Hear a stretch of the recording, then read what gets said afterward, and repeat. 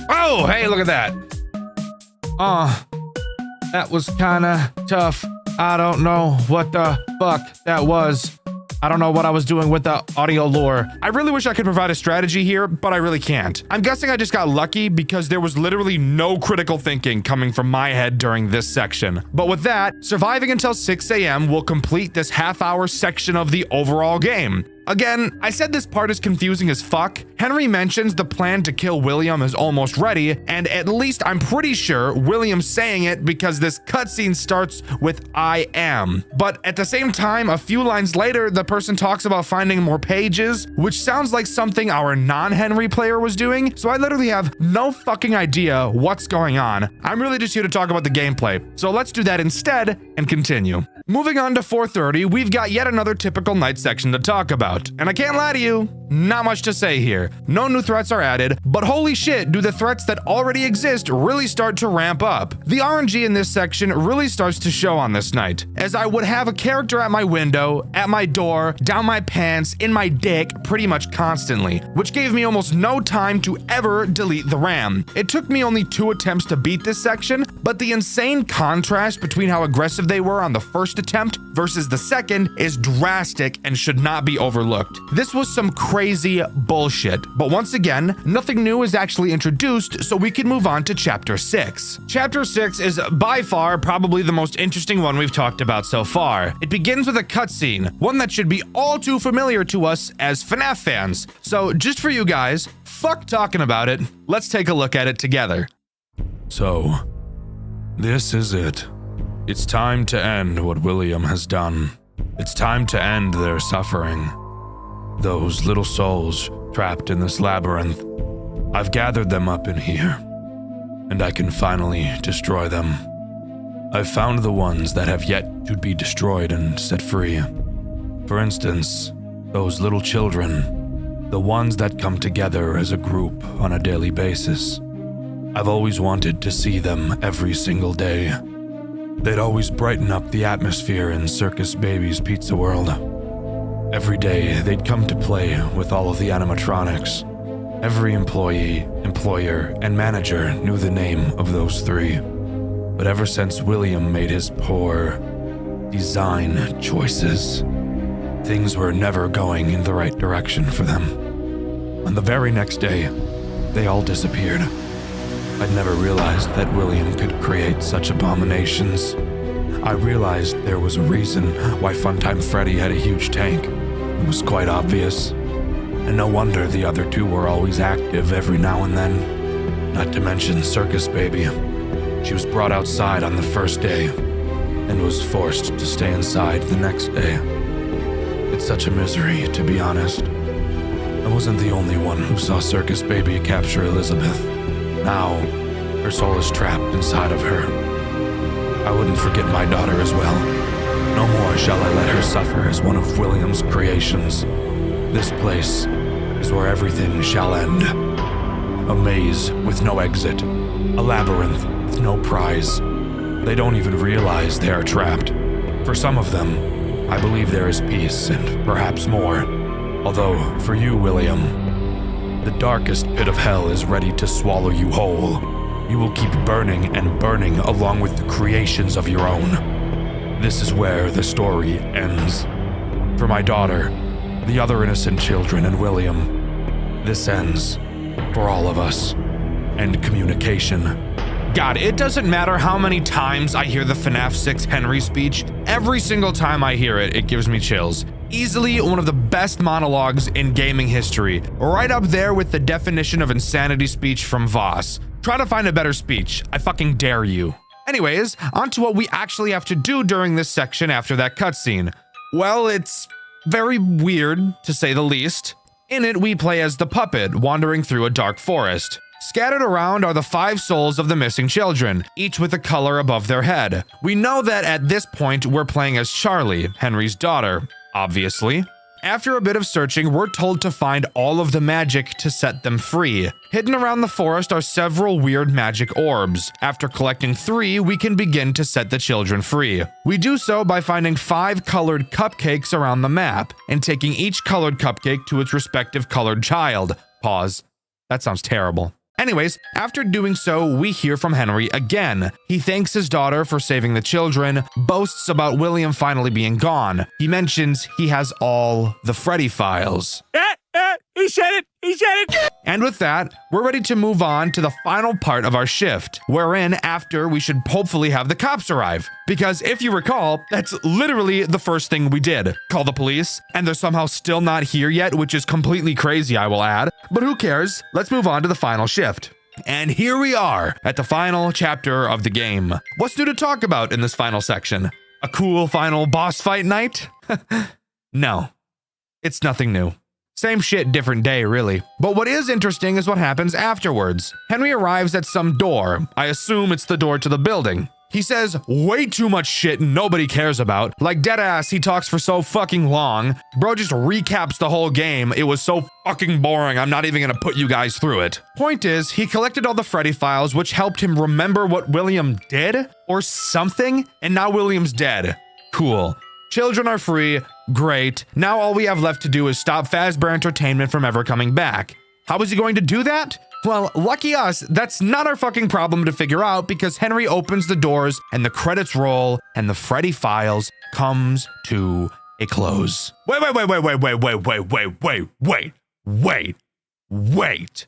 Hold up. Freeze frame. What about the cops?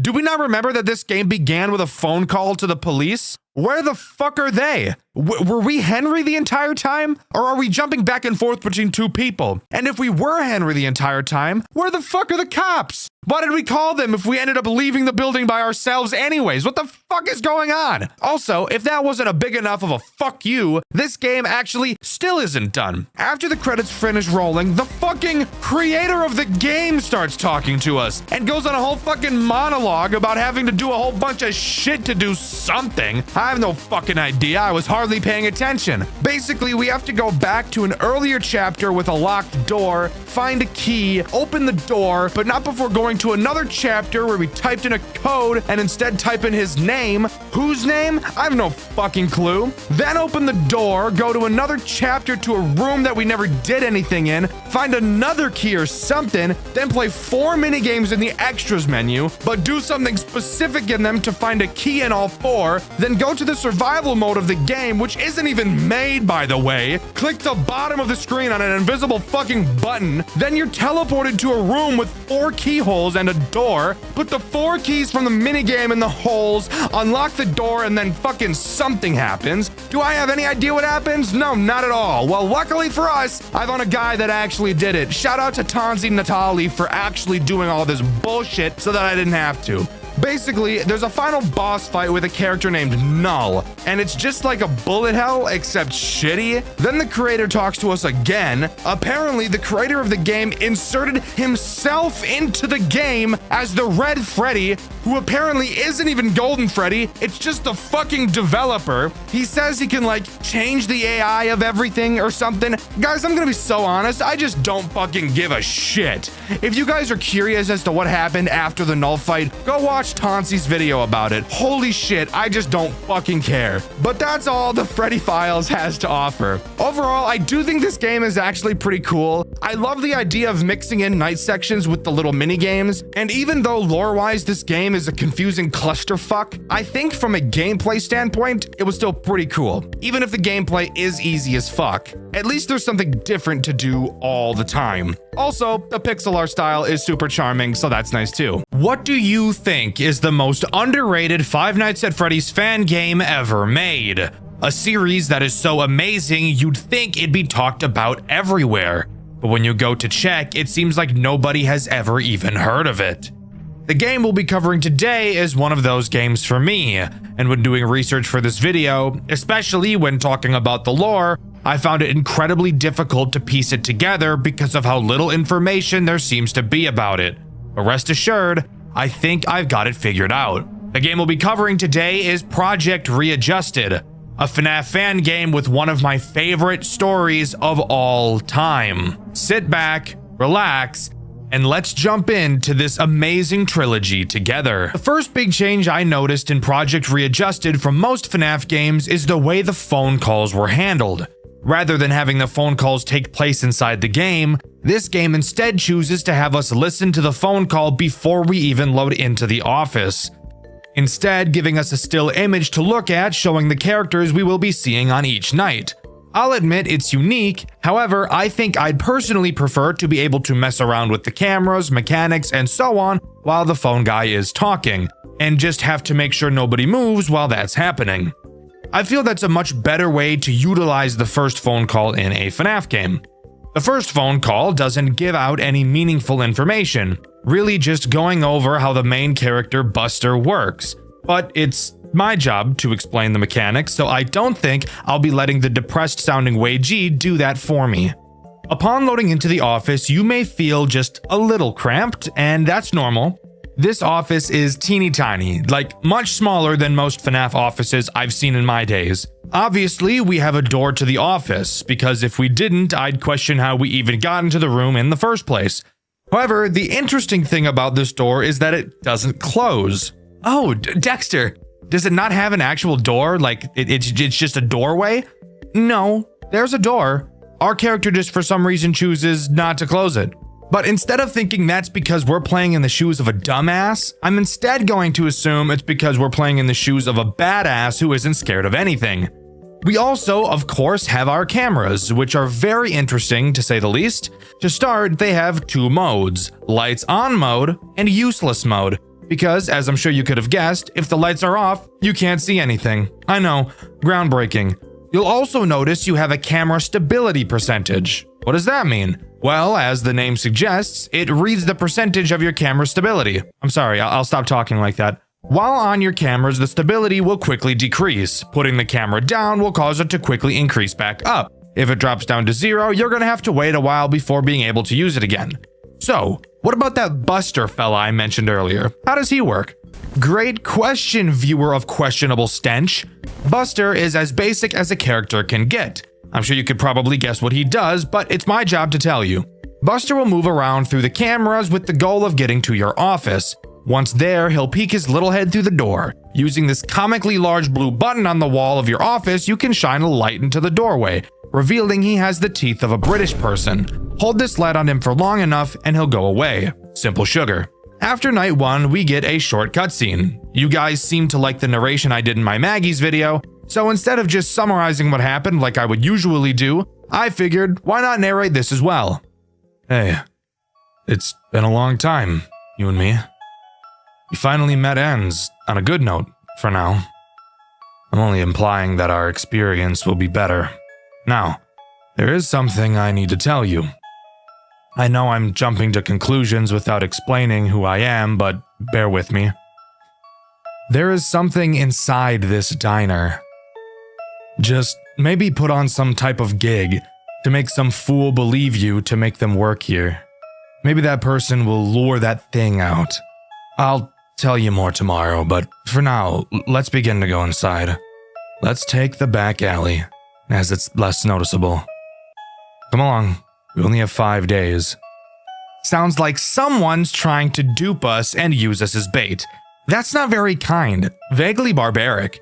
But whatever, we're already working here. I guess it's just in our best interest to not die. Moving on to night 2, you can quickly take a little nap because the phone guy takes a billion years to talk about the new character this night adds, and ramble about some arcade machines. The new character added on this night is Old Buster. At least, that's the name that would make sense. However, this character's name is actually Redeemer. Quite literally, being an older Buster model, I can't quite wrap my head around why they chose to name him in the way they did. Redeemer makes use of your vents, something I've neglected to mention thus far. You can't really see it, but the vent is to the right of your office behind the door, so just out of sight. Redeemer does whatever he damn well pleases until he eventually decides to enter the vent. When he does, an obvious sound cue will play letting you know he's entered. Once he reaches your office, he'll dive in.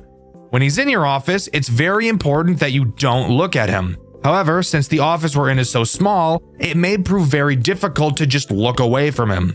So you'll have to be looking at your cameras while he's in your office instead. I guess Redeemer has the mindset of, if I can't see him, he can't see me. Stupid ass robot. This, however, may bring up a possible conflict. If your camera stability is too low by the time Redeemer gets to your office, it's safe to say that you wouldn't have a very good time. But luckily for us, at this point in the game, checking the cameras is entirely useless. So as of right now, this shouldn't be a problem. Hey, so I was looking around in these garbage bins and found a key. It's great, I know, the low effort put into protecting this place. Anyways, remember that idea I had, well, a few minutes ago? I got this one guy in my phone now. His name is Hayden Simmons. Pretty dumb fellow. I bet he doesn't even know of this place. Probably a high school dropout or a kid desperate for some easy cash.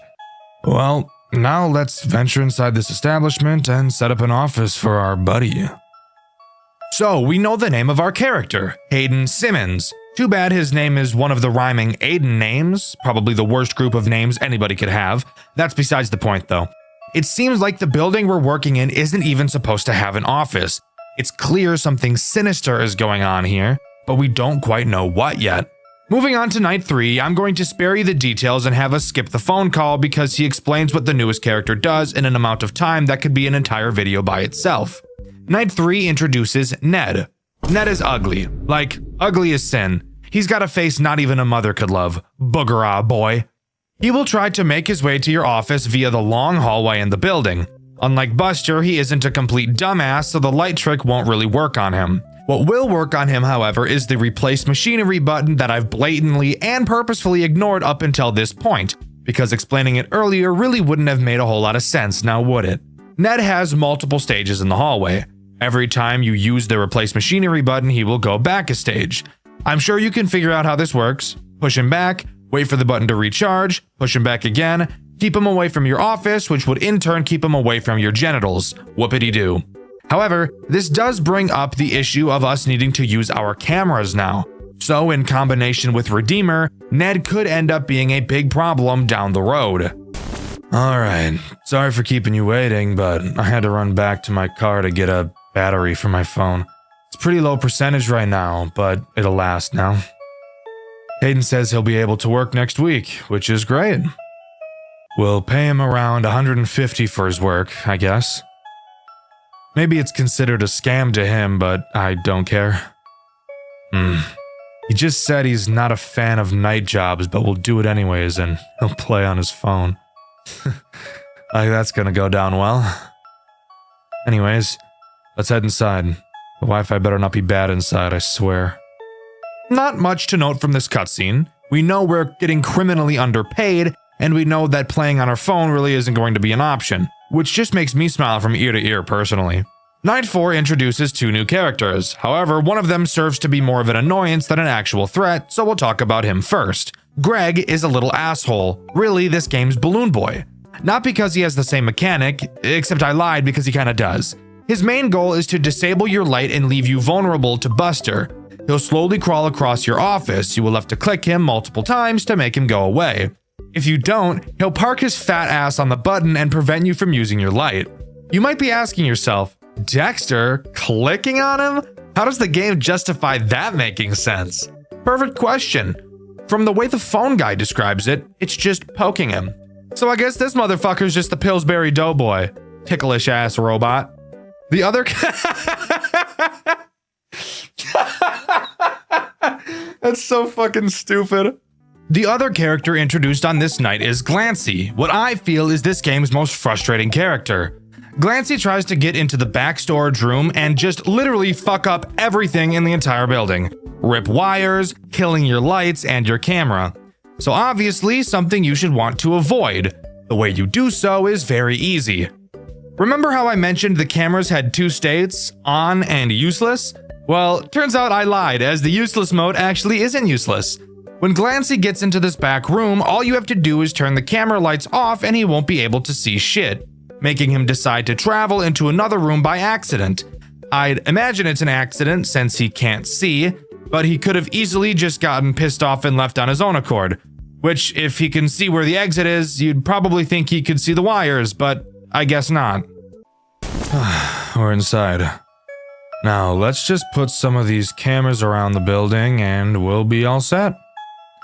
Oh, never mind. There's a panel lying down on this shelf. Wait. You hear that?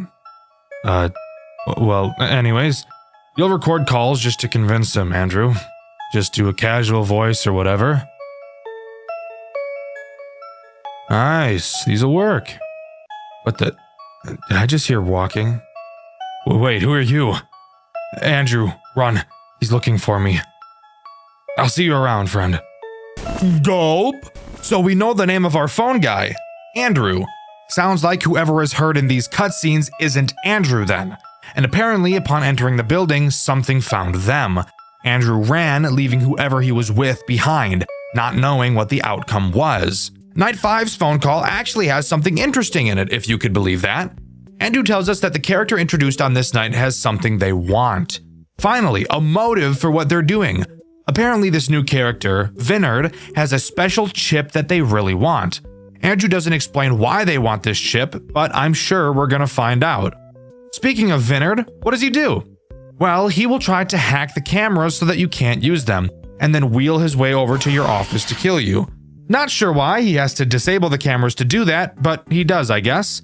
Occasionally, you will see a purple error next to his camera. When you do, all you have to do is go to that camera and turn the light off so he can't see. Because like some people, he can't type without looking at the keyboard. Embarrassing. That's a talent you probably want to learn if you're on a computer all day. But that's really all he does. It really starts to show on this night how difficult this game can be, requiring you to be in the cameras very frequently. The only real chance you'll get to recharge your stability is when Buster is attacking, and I think that was on purpose for the sake of balancing, but maybe I'm being too optimistic. Unlike every other night, Night 5 doesn't have a post-night cutscene, so I can't talk about that. What I can talk about, however, is an Easter egg, and a fun piece of trivia about one of the characters in this game. After completing Night 5, you will unlock Custom Night. Inside, if you set everyone to max and click the Fox plushie in your office, you'll get this jump scare. And if you're interested in something about Vinard, he's actually a character made by Mixlass, the guy that made Tyke & Sons Lumber Co. and Baby's Nightmare Circus, which I've covered on this channel before. Definitely go watch that video after you finish this one. And as a result of using Mixlass's character, Mixlass then used one of Mechless's characters in his game Tyke & Sons Lumber Co. Pretty cool if you ask me. But that is all Project Readjusted has to offer. Overall, I think the game is surprisingly mechanically complex for a first game, something pretty uncommon with fan games that take place in a series like this. But don't let the lack of lore fool you, as Project Readjusted has one of the most interesting stories I've ever seen, and it continues in Project Readjusted 2.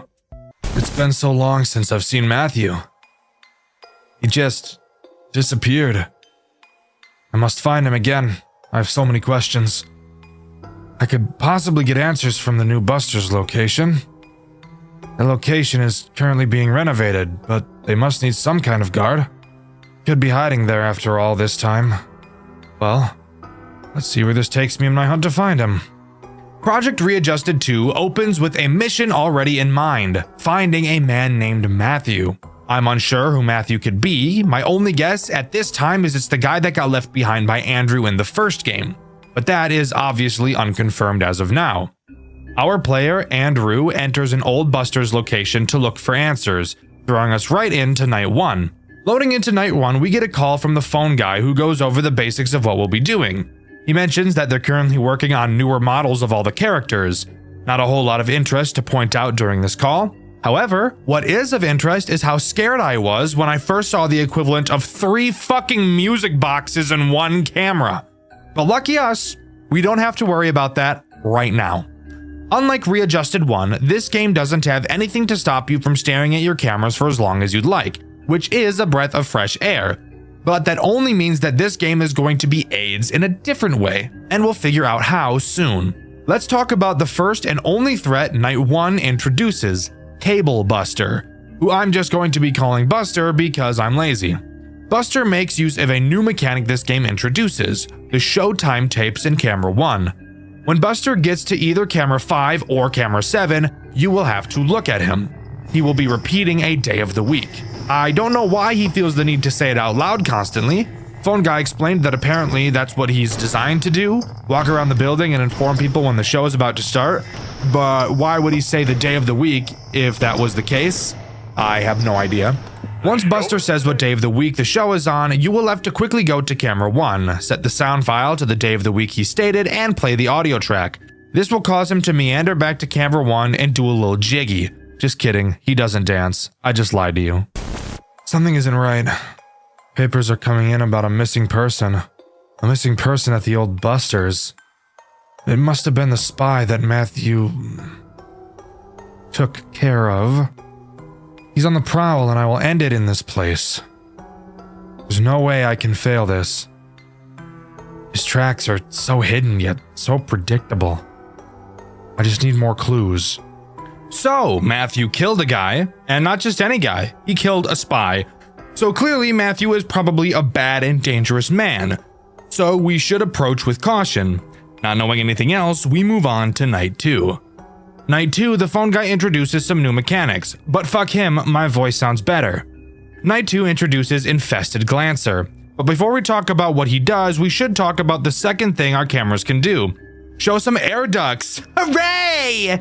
The air duct menu is very reminiscent of the ones from Ultimate Custom Night. You have a radar that you can use to detect anything moving inside. Spoiler alert, Glancer is inside. You may also notice that there are 3 things you can repair. Are your FNAF 3 senses going off? Because mine are going haywire and it's making me want to off myself. The 3 things to repair are your radar, your lights, and your doors. Glancer will attack any of the 3 vents in your air ducts, all of which lead to your office. Use the radar to find where he is and close the door when he gets too close. You'll notice that you have a meter on this screen that tracks your door power. If it runs out, you'll have to reboot the doors, and of course, after too many uses of your radar, you'll have to reboot that as well. Glancer brings up a very obvious issue. He's fucking annoying, and he's very fast, easily being the most annoying character in this entire game, demanding the majority of your attention like a clingy girlfriend that you're slowly falling out of love with. And of course, the repairs in this game are some of the most frustrating mechanics I've ever had to deal with, spending the majority of my playthrough listening to that ear-grating beeping. This is where camera stalling comes into play. By staring at Glancer, or Buster if you really wanted to, you can prevent them from moving. Glancer does not initially start in the air ducts, so I'd usually spend as long as I possibly could staring at him so he didn't slip away, because once he's in those ducts is when he becomes Satan. I can't decide on what to do. This whole situation is terrible. One wrong step and I'm in jail or potentially executed. I'm not falling into that hole of guilt with no way to release it. But damn, corpse inside that Glancer suit has definitely gotta be the spy. What else would Matthew have done to the body? Thrown it out? No way. I got my evidence. Now I just have to find Matthew himself. He can't be stopped now. So apparently there's a body inside of Glancer, the spy that Matthew killed. So yeah, that checks out. It really wouldn't be a FNAF game if people weren't getting stuffed into mascot suits, would it? Night 2 introduces 2 new characters, Magic Suit and Wraith Ned. Let's talk about Ned first since he's less annoying. He's this game's version of a Phantom Chica. Occasionally, he can start to appear on one of your cameras. If you don't look away from him fast enough, he'll jump scare you and cause you to need to repair everything. Your radar, your lights, your doors, your dick. Not super annoying, just get some reflexes and you'll be fine. Magic Suit, on the other hand, is very annoying. This is the guy who thought it'd be really funny to have 3 fucking music boxes at the same time. His 3 plugs will slowly decrease in power. You'll have to keep them charged up if you don't want Magic Suit to Magic Mic you. Fuck. You'll have to keep Fuck. You'll have to keep him charged up if you don't want Magic Suit to Magic Mic you. But in all honesty, these 2 new characters aren't even an issue. This entire game's main problem is Glancer. God, I hate him so much I could just stick a fork in my ass. That doesn't even make any sense, but irrational anger causes irrational responses sometimes. I don't know what to tell you. What the hell was that purple thing? Is the air in this place toxic? What the hell? Can't keep working here. I must escape before I lose my mind. I don't know what I'm going to do. I have a feeling finding Matthew won't be easy. Speaking of which, I found a tape from the old location. That Glancer suit had made itself in the backstage. How? Must have found the pieces from when the original Glancer and Glossy characters were split up and put together. I don't know how sewing those two together made any sense, but I guess it was good for Halloween. Scratch that. Anyways, Matthew forced that spy corpse down inside the Glancer suit while it was trying to escape. What is wrong with these chips? I feel like someone is controlling them. No way this is artificially programmed in the animatronics. It's too mobile. Now there's more than one thing I need to find out. Great. So it sounds to me that Glancer put himself together and tried to escape the building, but while doing so, Matthew stuffed a corpse of the spy inside of him. What the hell is going on? I have no idea, but hopefully some more context will come along soon. The only character introduced on Night 4 is Wraith Finn, being in my opinion the second biggest threat in this game. Finn will quietly appear in your office. Up until this point, you haven't had any reason to ever lower your camera. Well, Finn is now your reason. When he appears in your office, you will have to hold your mouse over the top half of his body until he fades away. If you don't, say hello to a fuck ton of repairs and a quick death. Something I find really weird about this mechanic is how it's explained in the game. The phone guy literally tells us to put our cursor over it. She said she stared at what she saw, putting your cursor right on its upper half. That's kind of specific, but whatever. Just her, I guess. Anyway, good night. I've never really seen a FNAF game be meta like this before, but I guess how else are you supposed to explain the mechanic? I suppose you could say to stare at it, but that wouldn't indicate you need to touch it with your mouse. Overall, a very goofy introduction, and a character that I forgot about so much, I think I died to him more than any other character throughout this entire franchise. Okay, I have many questions. How did that design get into this place, and how did it just fade out of existence? It was called Finn. We never got around to finishing it. It was like Buster's pal. The head was never done, but he had his other pieces done. Although I noticed this Finn had his hands gone. This place is so damn weird. This place is so damn weird. Alright, so really nothing interesting said there at all. Finn was supposed to be Buster's friend. Buster is a fucking robot. He has no friends. Moving on to Night 5, as it should be much more interesting and hopefully have a more interesting post-night cutscene. Night 5 introduces the last threat this game has to offer, Wraith Vinard. A character that isn't too terrible to deal with, but will really just act to take more of your needed time away from Glancy, which is obviously not something we want. Vinard only ever appears on camera 8. Occasionally, when checking that camera, you will see Vinard's silhouette with no eyes. You will have to stare at him until his eyes appear. Once they appear, you will then have to quickly look away as if you aren't the fucking reason his eyes appeared in the first place. Something super interesting to note that I haven't mentioned so far is how these wraiths have been explained by the phone guy, being the only characters he's convinced aren't real. But you might be wondering, if he doesn't think they're real, why does he mention them? That's a good point. Apparently, the guard that worked here before us left several notes about these wraiths, and the phone guy is reading her notes to us in the phone calls. Maybe as an in case, maybe just to make fun of her. Who's to say? Either way, I find it interesting. Vinard? With legs? What is going on anymore? I can't take things seriously. Wait, no. I hear sirens. I still haven't found Matthew. And I got several people outside awaiting my arrival. Police cars. Someone found out. Someone told them. Matthew, you bastard. I will find you. You won't get away with this. I can't believe this is how my story ends. It's not right. I can't. Matthew was never found by any officials or Andrew. Andrew attempted to bring the situation to court, but not enough evidence was collected.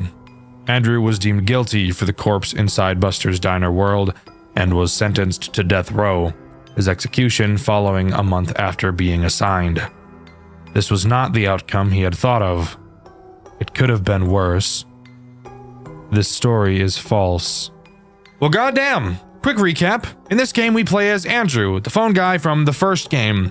We still don't fully know exactly who Matthew is, but he called the police and informed them that Andrew was at the building and had killed someone. They arrived, found the body in the Glancer suit, and had Andrew killed, giving us the fake ending.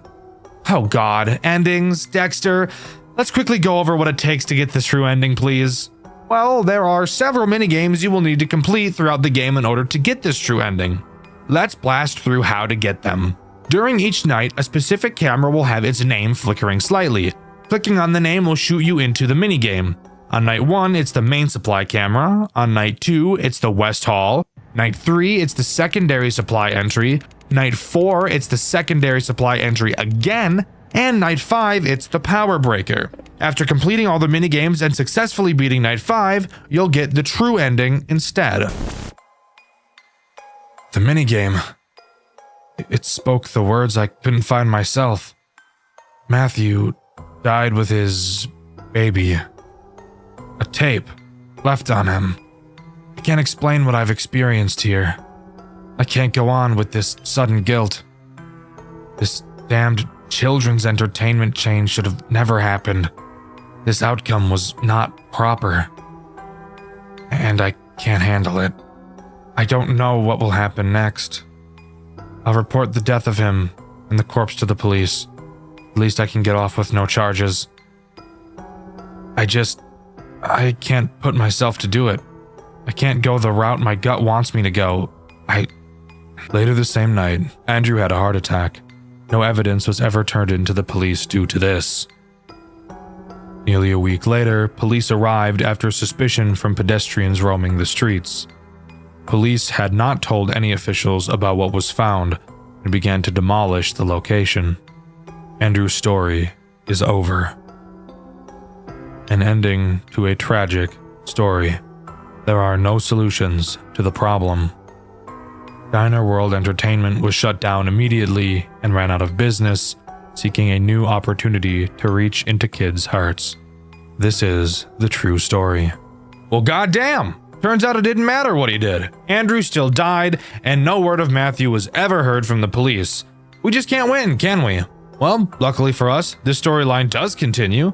And even more lucky for us, it continues in the best game in the series, and arguably one of the most creative FNAF games ever designed.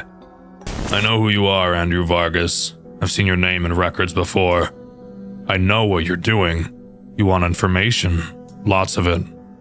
I'm no provider, but I can lead you to what you want. I know that man, Matthew, has been nothing but a mystery to you. His image is shrouded in a dense fog that your gaze cannot penetrate. But you want to break it, do you not? You can either go the full walk or fall short. There is no try this time. All the information you want to grasp so badly can be obtained. All you have to do is satisfy us. There are 3 captives full of knowledge below the storage facility. Treat them to our satisfaction, and they will live out to the 5th and final day. On that day, they will be free. They will be able to tell you all that they know. This is what you want, right? The data you seek is waiting for you. And here we are! Project Readjusted 3, the last game in the series and undoubtedly the best. This opening cutscene throws us right into the world of this twisted game. We play as Andrew. That might seem a bit confusing since Andrew died in the last game. But guess what? Apparently, both of the fucking endings weren't real. So what the fuck? I'm not joking, by the way. I'm being completely serious. Both of the endings in the second game aren't real. The true ending isn't real. Both the fake ending and the true ending both didn't fucking happen because it takes place before this one. So like, what the fuck was that all about, huh? Anyways, we're not sure who was speaking to us in that cutscene, but apparently there are 3 survivors that have all the information we need to solve whatever is going on with Matthew. And with that, we're tossed into night 1. This game does progress based on objectives instead of time. But rather than a game like Pizzeria Simulator where the tasks you have to complete are mind-numbing, the task in this game actually requires a small bit of brain power and is truly one of the most creative takes on a FNAF game I've ever seen. We're tasked with protecting these 3 captives. In the cameras, you'll be able to see 3 rooms. Each of these rooms holds one of the captives. You can keep track of their stats at the bottom of the monitor, see how much hunger, thirst, and satisfaction they're all at. Note how much supply you have. Your goal throughout this night is to send these captive shipments of food and water. Then, once they're all satisfied, the night can end. When you open the gate, food and water will slowly be dispensed. You can control which room these packages will go to. The longer you take to send a captive something, the lower their satisfaction will go. At the top of the screen, you'll see a minimum grade you need to complete the night, and which grade you're currently at, meaning you don't have to fill each room up to its entirety to complete the night. However, I'm a fucking badass and chose to get the best grade possible on each night. In order to refill your supplies, you will have to complete a task. A set of numbers will appear in a random order and you will have to click them in that order.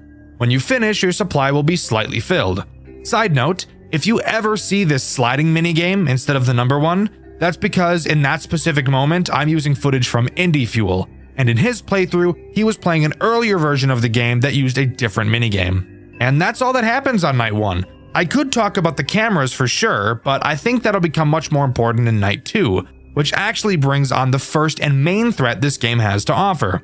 But before we can get to that, in true final game lore dump fashion, after each night we get a post-night minigame to have fun with. In this minigame, we just kinda walk around. We check the stage in the main room and notice that there's supposed to be 2 animatronics on stage, the other being Finn. You may remember him from the second game. We go backstage where we believe Finn should be, only to find a dead child on the ground, bringing this minigame to a close. Something really awesome about this game is the patient hub. Dexter, what's the patient hub? If you'd shut the fuck up and watch the video like a normal person, instead of continuously asking questions like the girl you're watching a movie with that you really wish you didn't invite over because you're just trying to watch the fucking movie, I'd explain it to you. Sorry, lost my temper a little bit. Anyways, the patient hub is on the menu. Using it will actually let you go to talk to the 3 people you're protecting throughout the nights. Throughout the nights, heading to the patient hub, they will give you different pieces of information as the game goes on. On this first night, they don't tell you anything since they've been told they can't yet, probably by whoever put them here. This is such a cool and interesting integration into this game, and I think this is one of the big reasons why this game in particular is so underrated. Night 2 is where this game really starts to get real, introducing the first main threat of the game, Busted. Inside of your monitor, you'll notice the left half that I haven't really mentioned. Well, I'm about to mention it. You'll notice that it only has 3 cameras, but don't let that fool you.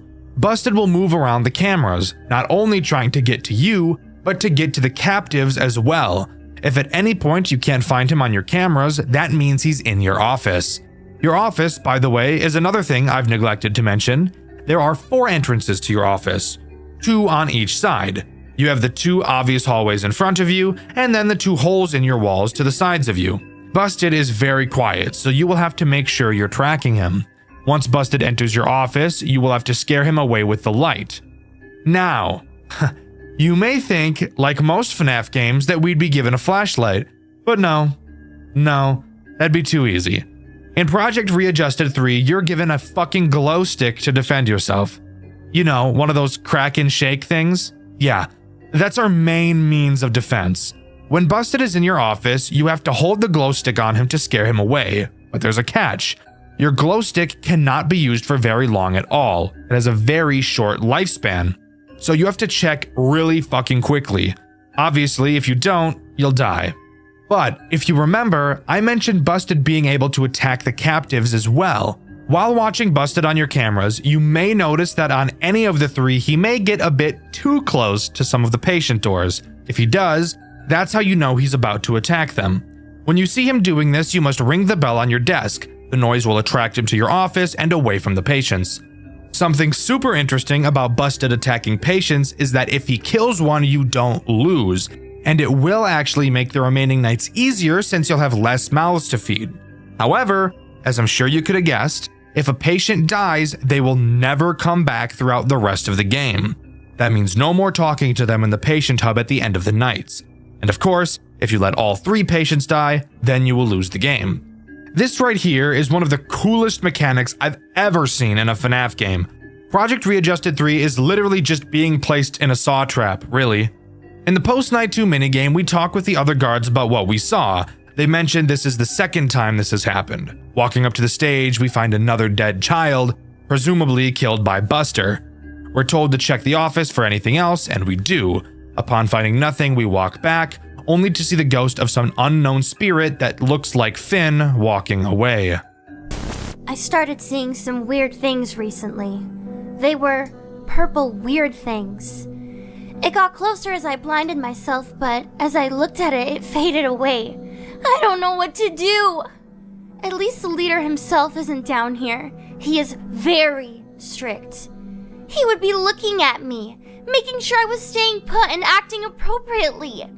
He threatened to stop liquids from coming into my room if I didn't listen. He really wants us to go his way, so just send us supplies like he wants, at least when he is nearby. As long as he doesn't notice you aren't doing what he wants, he should be fine. This place is a crazed house, and it's all your fault. I can't believe this. You better get out of here in the end, with me alive. I've started hearing screams.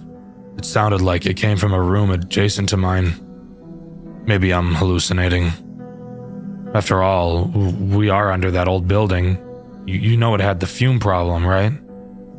Surely you do. You used to work there. You told us all about you. My sister used to work there, but she hasn't touched it since. I think I've figured out why now. Just don't forget about your main threat, but don't let yourself get too paranoid about it. You got this.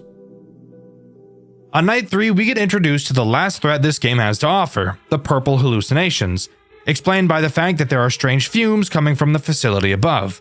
These hallucinations act as a nuisance, but a nuisance you're going to want to maintain.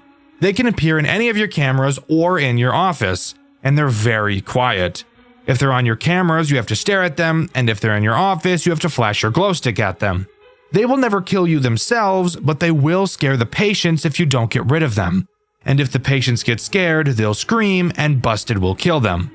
Not at all a difficult threat, but an annoying one nonetheless. The game doesn't really start to get too difficult yet at this point, so let's just move on to the post-night 3 minigame. In the post-night 3 minigame, we really just want to get out of the building at this point. We meet a guard who says that the crowd outside is still going spastic. As we try to walk outside, I'm assuming we start hallucinating? I'm not really sure because I have no idea what else I'm looking at could possibly even be. And the minigame comes to a close.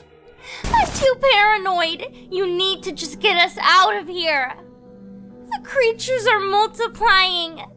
Just more staring. Listen out for a squeal if something goes wrong over here.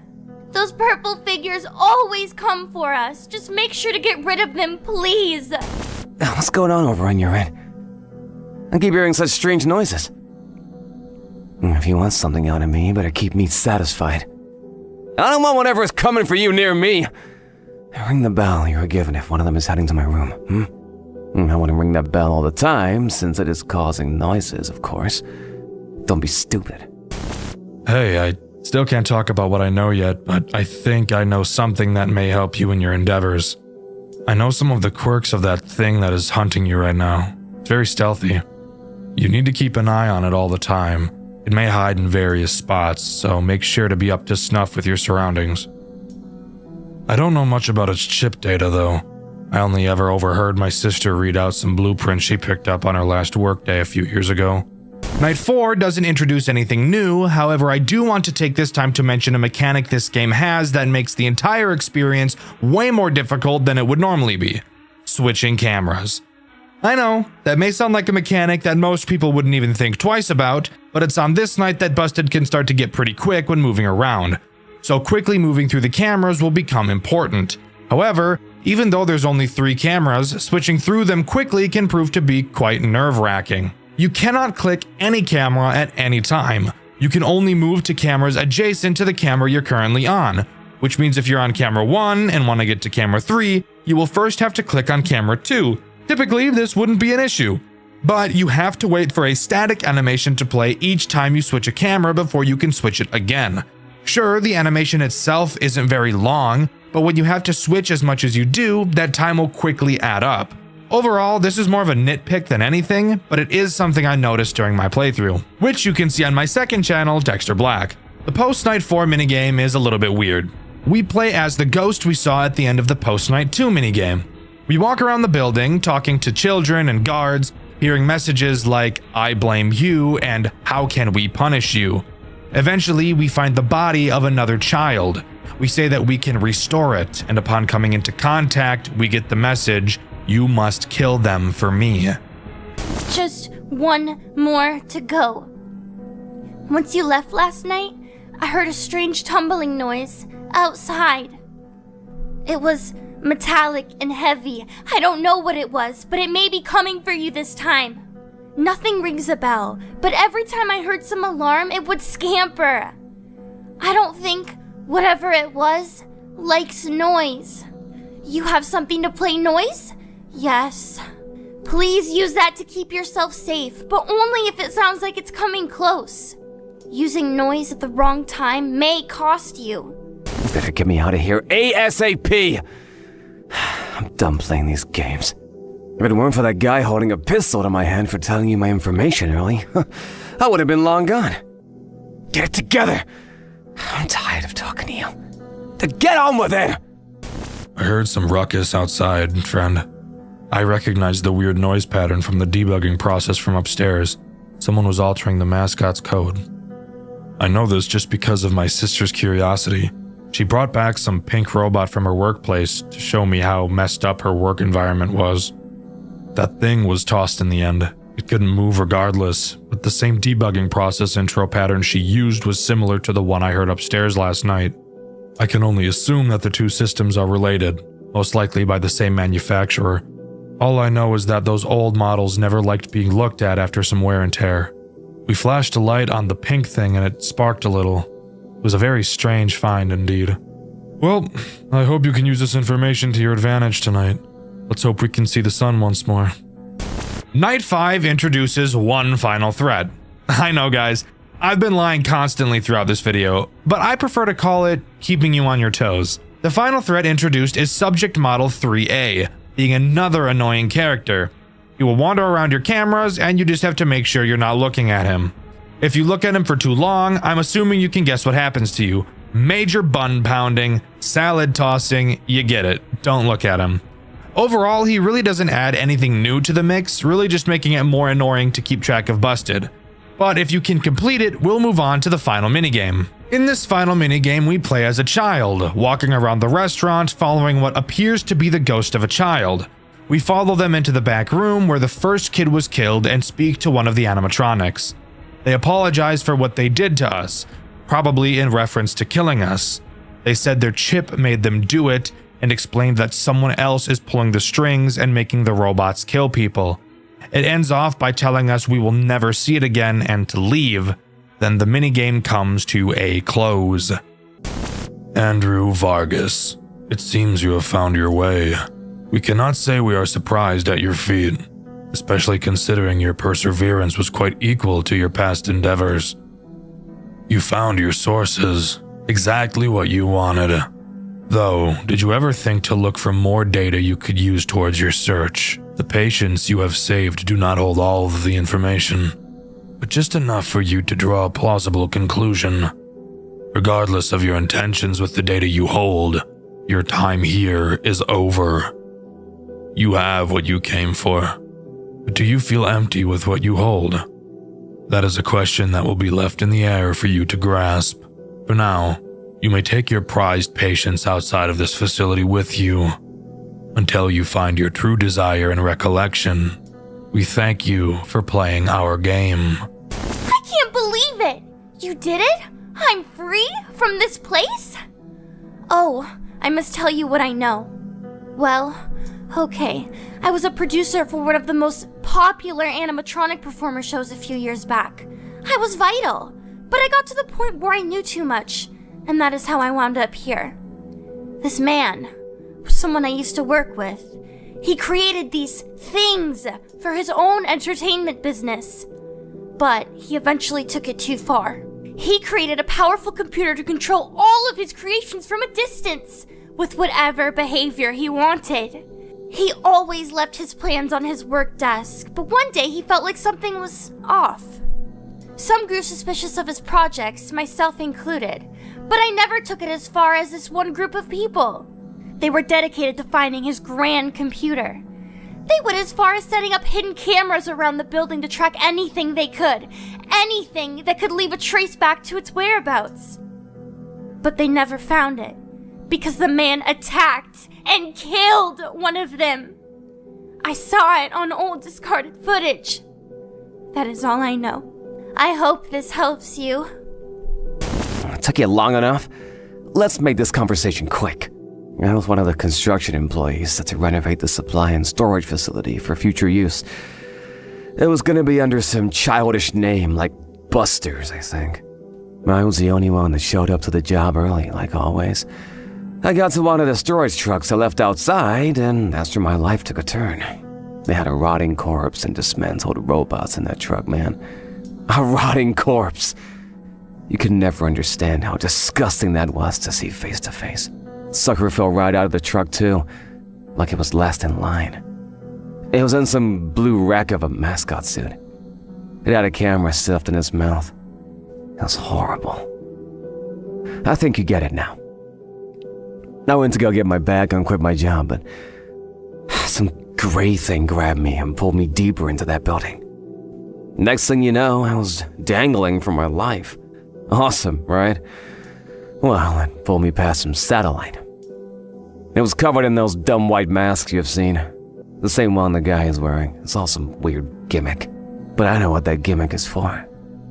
That satellite was being used to get that white rabbit robot back from the depths of the forest, right off of Brickview Boulevard. It had to have been made for that. I'm no fool. I knew about that white monster rumor, and I even went hunting for it one time with the boys. It has to be linked. That's all I got for you. We better not come into contact like this again. I have to owe you something for your determination, my friend. I'm honored. Oh, right, I do owe you something. I have something to tell you. Before this, I was an aspiring mechanical engineer. Machines have always enticed me, so I had been studying it for months prior to this incident. As you know, my sister had worked at that old supply and storage facility years ago. She was my main inspiration for this interest of mine. That night, when she came home with that pink robot, changed everything for me. We dug into the hardware of the robot ourselves.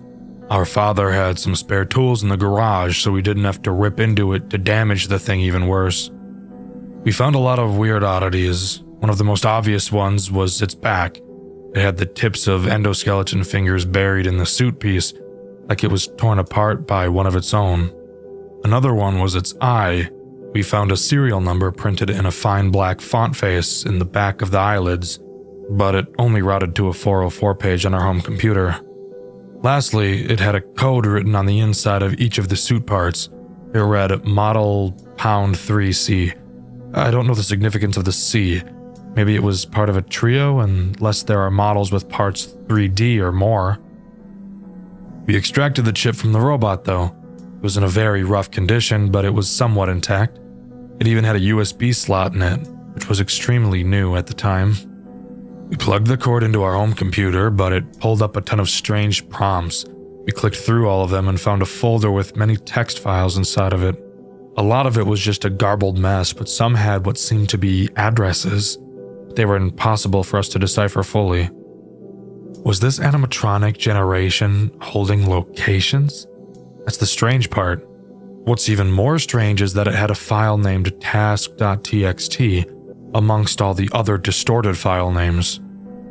We opened it, but for some reason the USB had ejected itself. We tried plugging it back into the computer, but it wouldn't pick it up again. All I was able to see before it disconnected was something along the lines of, "He must see what I have done, and maybe he will realize he should have stayed by my side. I know what I'm doing." That's all that I know, friend. See you on the other side.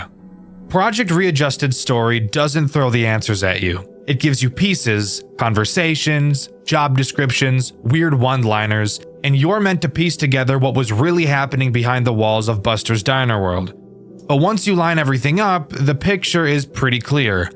Two employees start a project they don't fully understand. It gets out of control, and one of them ends up paying the price for it. It all starts after Buster shuts down. The public thinks the place is done, the animatronics are boxed up, and everyone has moved on. but Diner World Entertainment hasn't.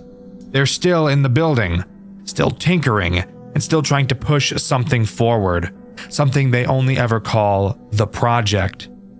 And at the center of it are two people, Andrew Vargas and his coworker, Matthew. The two are exploring the closed building long after hours, checking the animatronics, looking through old hardware, and trying to locate something hidden deep inside the cast. Something the company wants extremely badly. A special chip connected to a hostile presence in the animatronics. They can't pull it out safely, they can't study it while it's roaming, and they can't risk handling it directly. So their entire plan is built around one thing: lure the entity into range, pull the chip, replace it, and get out.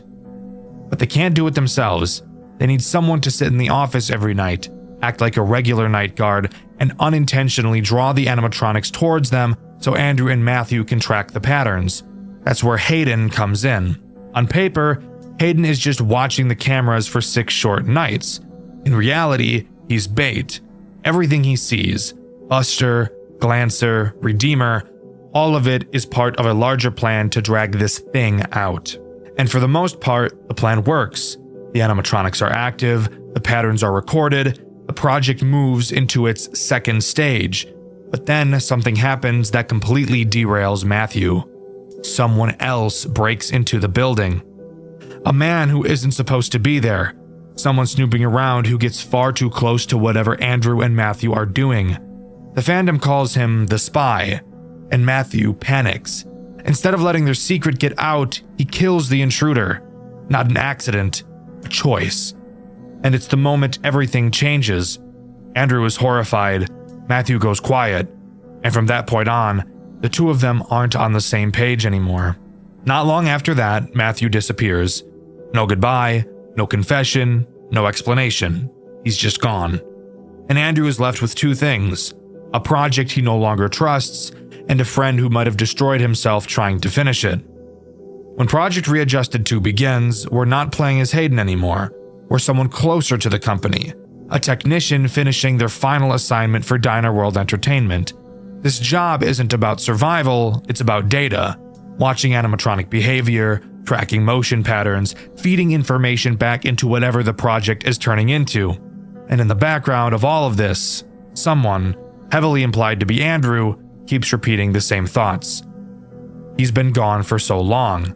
I need answers. Where did he go? The entire game feels like Andrew trying to keep the company satisfied while quietly searching for any clue about Matthew's disappearance. Meanwhile, the animatronics are no longer just mascots. They're infested, corrupted, wired shut, and torn open. The prototypes that were experimented on long after Buster's closed. The project has clearly moved forward, and whatever they pulled from those animatronics is now being pushed into something else, something bigger, something human. And Andrew eventually gets the lead he's been waiting for, something that points away from Buster's, away from the diner entirely, and into a new location, a facility the company is tied to, a place where living subjects are being kept alive for testing. And to follow this trial, Andrew makes a deal, a job offer he can't refuse, something that promises answers about Matthew at a cost. That's where Project Readjusted 3 picks up. Andrew is now inside this medical facility, sitting in a monitoring booth, watching over patients who can't leave their rooms. His job is to keep them alive by sending supplies down long, empty hallways, making sure they don't lose consciousness, and trying not to get killed by something stalking him in the dark. A twisted, hulking version of Buster that shouldn't even exist in a place like this. But the deeper Andrew goes, the more obvious it becomes that this facility is just the project's final phase. The animatronics were only the beginning. The chip, the patterns, the experiments, all of it was leading to human testing. And somewhere inside this building, one of the patients isn't just another victim. He's the thing Andrew has been searching for since the moment Matthew vanished. Matthew didn't run. He didn't escape. He didn't move on. He was taken, absorbed into the same project he helped build. In Project Readjusted 3, Matthew is the subjected member, a living test subject altered by the very experiments he and Andrew once tried to control. And that's the real truth behind Project Readjusted. A company digs up something dangerous hidden inside their animatronics. 2 employees tried to pull off a secret extraction, someone dies, one of them vanishes, and years later the entire operation has grown into a human experimentation program, with Matthew trapped at the center of it, and Andrew desperately trying to undo the damage. This game never spells everything out, and the dev has even said the full story was never completely written down, but from what everything we do see, the trilogy comes down to a single idea. They started the project together, Andrew survived it, Matthew didn't. But as far as I could gather and as far as I'm aware, that's all Project Readjusted has to offer. There was supposed to be a final installment, Project Readjusted 4 Jet Black, but it was cancelled due to scheduling conflicts and the pair incident of Game Jolt, which I'm not going to dive into today. Maybe another time. Overall, I think each game in this series progressively got better and better. I think the story I was able to piece together is really interesting and very good, but I really wish it was more concrete so I didn't have to speculate as much as I did. Project Readjusted 3 is a phenomenal FNAF game and one of the most creative I've ever seen, and I highly recommend you give this series a try. But let me know what you think. Do you agree with me, or do you think Project Readjusted is actually just a confusing dumpster fire? Let me know in the comments below. In my 5 Nights at Maggie's video, I asked you guys which series you'd like to see me cover next, and my favorite comment is this one by Witchery. They said Tealerland, and while that's not really a series, it is a game I really loved and that I do have on my list to talk about on Dxtr White, so you should be able to expect that video in the near future. The question of this video is, if there was one cliche in FNAF games that you could remove from every FNAF game ever, what would it be and why? With the question of the video being asked, subscribe to the channel, I'd appreciate it a lot. Thank you to all of my superfan channel members, you guys are the greatest. I've been Dxtr, and I'll see you guys in the next video. See ya! One more. Come on. One more. Come on. Just do one more. Just one more. Just hey! Look at that. Holy shit. What the fuck? No, that's awesome. That's so fucking cool. That is so fucking cool. No, bro, that's based. It's based. Absolutely based. Look at that shit. Isn't that awesome? Isn't that freaking Riz? That's awesome. Nah, bro, that's fucking awesome. That's so cool. Hell yeah, dude. Fuck. Holy shit. No, that's awesome.